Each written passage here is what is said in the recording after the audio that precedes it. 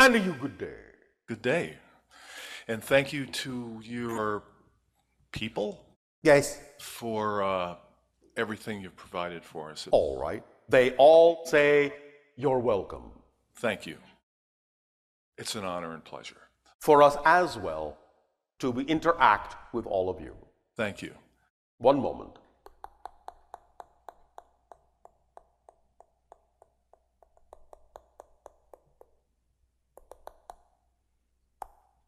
All right. Proceed. Thank you. I'm an artist and... All right, if you insist. Don't insist, but it's one of the things I am. Yes. And I would like to make a contribution in that area with my imagery, making angels, fairies, mermaids, and other mythical creatures for people to look at and enjoy. All right. And could you speak to that? Is there anything that you can see for me that I'm not doing or should be doing, or... Well, there are no shoulds. But if you find that you feel you are what? Lacking in inspiration? I think it's more fear and the things around that are in my way that need to be moved out of the way that I'm working on, actually. And it is a fear of what? With respect to your art and expressing yourself as fully as you would like to. Fear of what? Did we not discuss this? I think fear of being overwhelmed with the whole thing and not being able to handle... How would that make sense? It doesn't. Then why are you afraid of something that makes no sense? If it makes no sense, why would you experience it? Let me put it this way. Do you understand the concept that excitement is a complete kit? No. It is the driving engine and the organizing principle of your life. So if you do, in fact, act as fully as you possibly can on your highest joy, not only will it drive you, in that sense, expand your life in the way that your life needs to expand, but it will also organize your life in the way it needs to in order to allow you to handle what it has expanded to. Because if it didn't have that quality or capability, what would be the point? So the idea really is that it is a holistic kit. It is a self-governing, self-regulating energy, so that if you simply are willing to expand, then to whatever degree you expand, it will automatically bring with the expansion just exactly what it needs to have in exactly the right organizational manner for you to be capable of dealing with it. Otherwise, it would make no sense for that expansion to have happened. Does that make sense? Yes. So it cannot be really overwhelming. In fact, the paradox is the only time you experience overwhelm is actually when you try to restrict it. Because what you become overwhelmed by is the attempt to hold back something that is a natural expansion. You understand? Totally. So that's what the overwhelm is actually coming from, is your resistance to the expansion, not from the expansion itself. It can't come from the expansion. Overwhelmingness can only come from resistance to the expansion, because if you allow the expansion, it will self-regulate to allow you to handle whatever you have expanded to. Right. Make sense? Yes, totally. Does that I totally help? got that. Yes, thank you very much. Yes. So the idea is to move towards excitement. To act on every opportunity that contains the highest amount of excitement that you are able to act on, taking it as far as you can until you can take it no further, with absolutely no expectation for exactly how what is going on ought to manifest in your physical reality, and thus then arriving at the next crossroad when you can take it no further, looking around for whatever other opportunities are offered you at that moment that contain the highest excitement. Whether they seem connected to the last one or not, the excitement level lets you know it is connected, and acting on the one that contains the highest excitement, again, that contains the greatest degree of ability to take action on, taking it as far as you can with no expectation for exactly how it should manifest or line up with whatever you visualize it to be symbolically. And just keep doing that over and over and over and over again for the rest of your life. Sounds exciting. It is. Yeah, Does that help? it helps tremendously. Thank you. Thank you.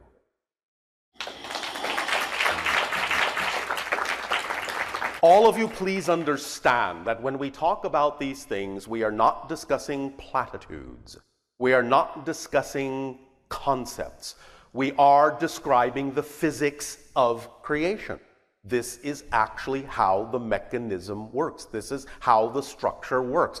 By describing the structure and allowing you the opportunity to understand the nature of the structure of existence, then you can use the structure, you can use the framework in this way to your advantage. Because it becomes obvious what you need to do when you understand the underlying structure. It all becomes very simple and clear. Yes, creation is very complex, but at its heart, it is not complicated. It is based on extremely simple principles, because if it were based on complicated principles, it wouldn't stand up under its own weight, being infinite and all. The only way that creation can be infinite is if it is based on a simple framework. That's what allows the idea for infinite probabilities, is the simplicity of its basic constituents. Proceed. Hello, Bashar. And a you good day. It's an honor for me to be here. I just want to acknowledge that you've been one of the greatest teachers of my life. And so have all of you to us. I've been exposed to your materials for about 22 years. Exposed. Exposed. Sounds like we're radioactive. Through tapes and CDs and teleconferences, but this is the first time I've had the chance to talk with you. Oh, all right. So Welcome. It is the first chance we've had to speak with you as well. Isn't that exciting? It's very exciting. Thank you. I think I've shifted to the reality where that's possible. You think? I believe You believe? I've shifted to the reality. You know. I know. Thank you. I know I've shifted to the reality where that's possible. Yes. And there's a lot of different shifts going on this weekend. Well, yes, all the time. And I think it's become more conscious. For me, it's become That's what we have said. This is what it's all about, allowing yourself to become more conscious of the fact that the shifting is always going on. It's not that you're learning to shift. You're just learning to become conscious of the fact that you always have been shifting. Thus, you can direct it consciously in the way you wish. Thank you. Thank you. And so? One of the things that really has worked, that I've learned from you, has been that about limitation, and that we're masters of limitation. Yes. And for me, that was very important because I came into this life, I chose to come into this life with a limitation that was probably greater than a lot of people. Such as? I have a visual problem. And A challenge. a visual challenge. I was born with something that's genetic that is usually associated with aging. All right. But it had a lot of surgery as a child that caused complications. All right. And now? And now I think that I understand that I chose that. All right. And I understand that one of the reasons may be that I needed to see things differently. Yes. And I'm wondering if you could possibly shed some light on other reasons. What is your creative expression in life? I'm a technology person. I'm a computer programmer. This is exciting to you? It is. Problem solving is exciting to me. Oh, I see.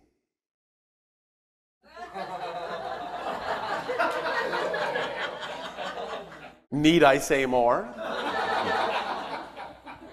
The very fundamental idea of solving a challenge is what's most exciting to you. And therefore you set yourself up with some great challenges to show that you had the ability to solve them, to shift. Sometimes it seems too complicated. I know. But nevertheless, that's what makes it most exciting for you. Right. You like that degree of challenge. Now, you can change that if you wish to.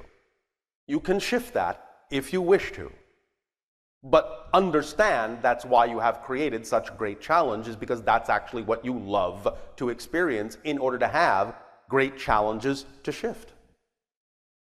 So if I want to shift, I can shift to a reality that's simpler. You can, yes, because you have conceived of it. So, Do you find the idea of shifting to a simpler reality challenging? Yes. All right. Well, congratulations. Yes. What do you imagine shifting to a simpler reality would be experienced like? What do you visualize that would look like when you see yourself, a version of yourself, experiencing that parallel reality? Can you describe it to us? On the inside, I would feel calmer. And on the outside? Well, I think I project calmness. I also... But you don't feel it? I don't feel it. I see. And I would like my life to be more integrated. Oh, all right. And how would you like to go about doing that? Right now, I'm attracted to crystals. Oh, all right. And when you say you would like your life to be more integrated, what do you mean by that? How does that express itself in the reality that you're picturing? I think I see it more like a mandala. But what I am saying is, how does that version of yourself behave differently than you're behaving? Do you see the version of yourself that exists in the parallel reality you say you would like to shift to? Can you see that version of yourself in your mind's eye? Yes, and it's very similar to my life now. Similar is not identical. So the point is what are the differences? The difference is how I'm experiencing it. And how does the difference in experience make a difference in how you behave outwardly from her? How is she behaving differently than you behave?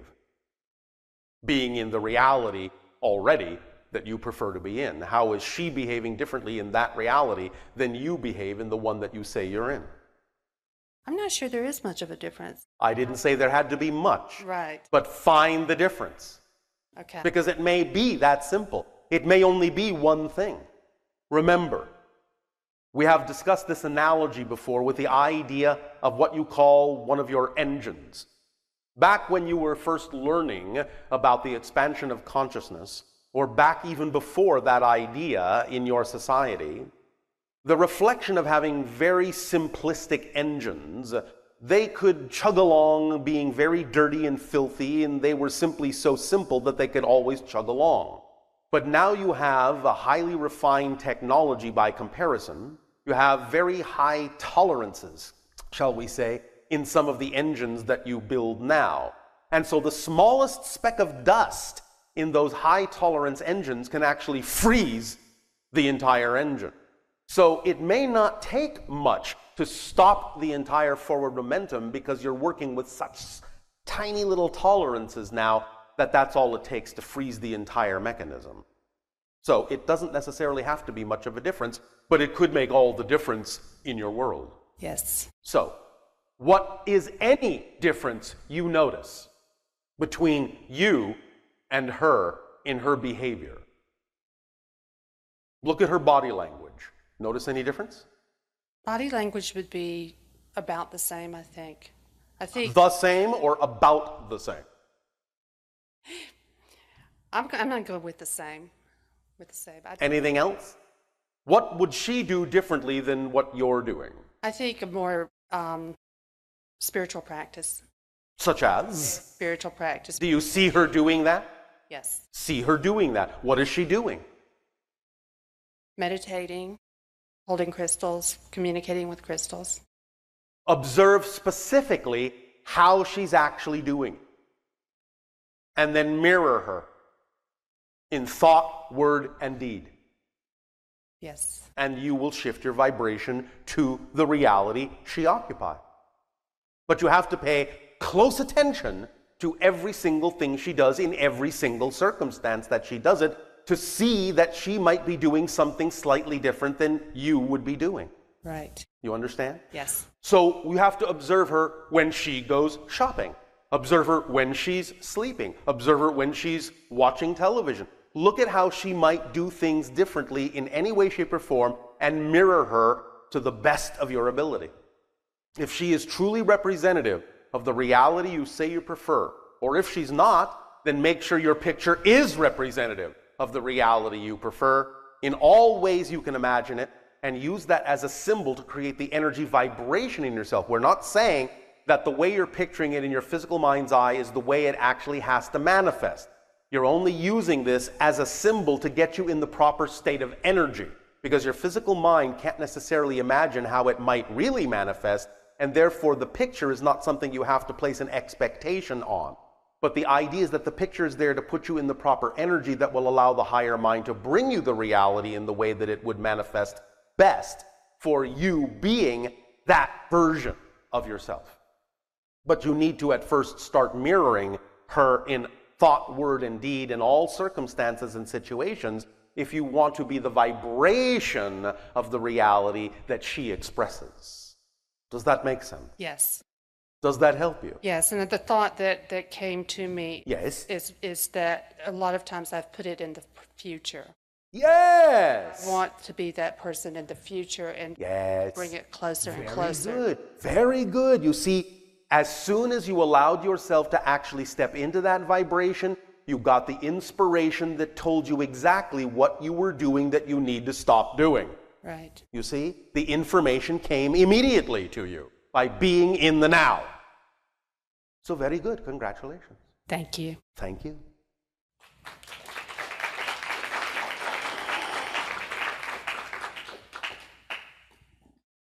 Hey, Bashar. And a you good day. How are you? Perfect, and you? Great. All thanks. right.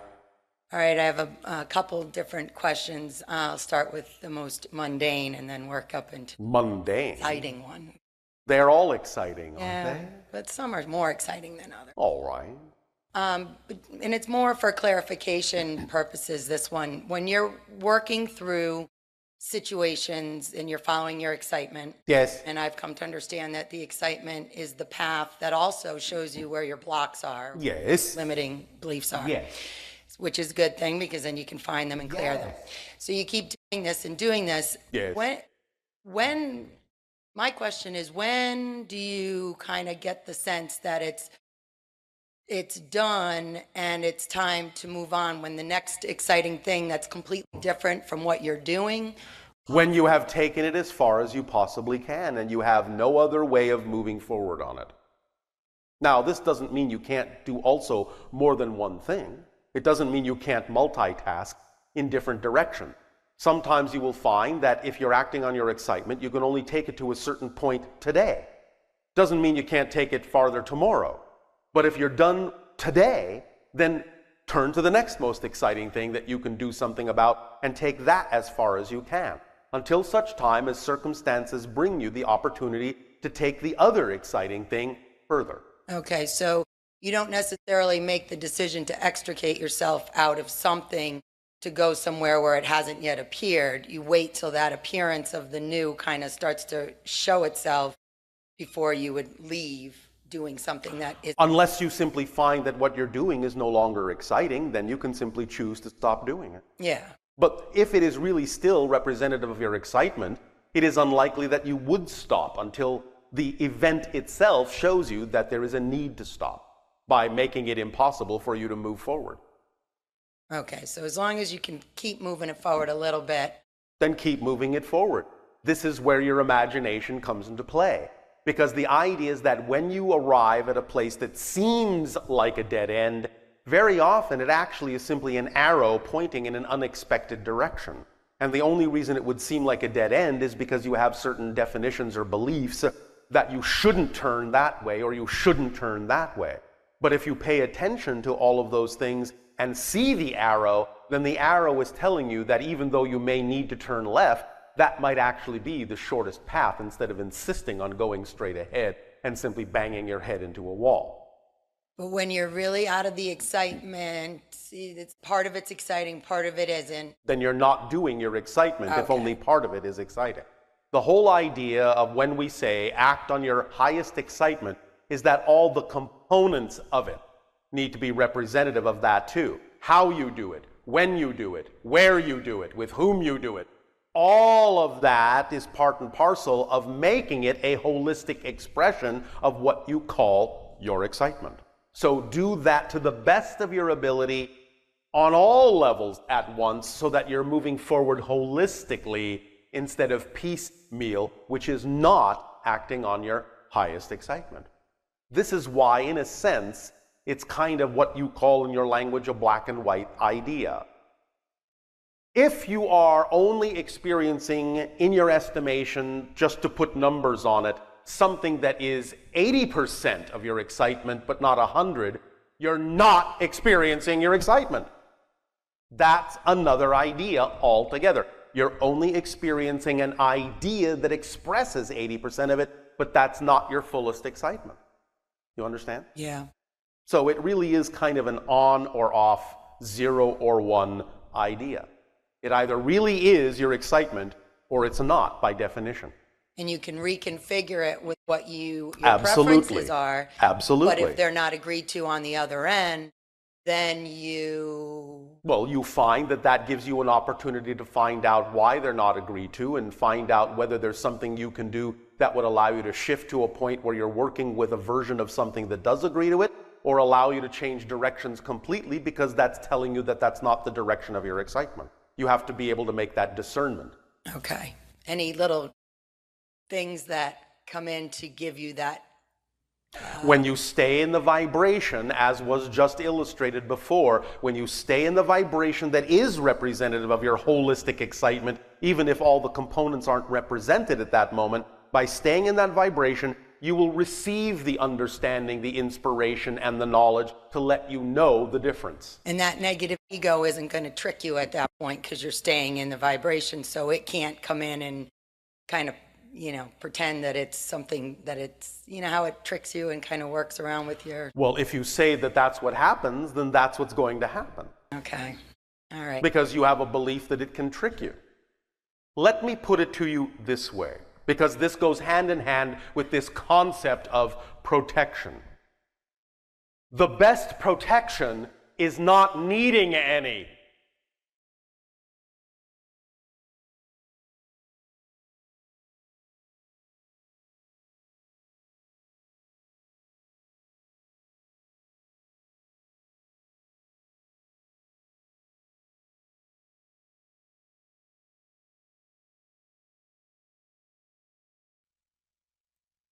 Hello, Bashar, and thank you for everything you have offered us. I so appreciate you. I would like some clarification on balancing points 3 and 4 of the formula. Point 3, acting on my excitement without any insistence, assumption, or expectation of what the outcome should be, and staying in a positive state of mind. So my clarification is I get how I should let go and allow things to unfold and trust that the abundance that I'm seeking in this specific example can come from many different ways.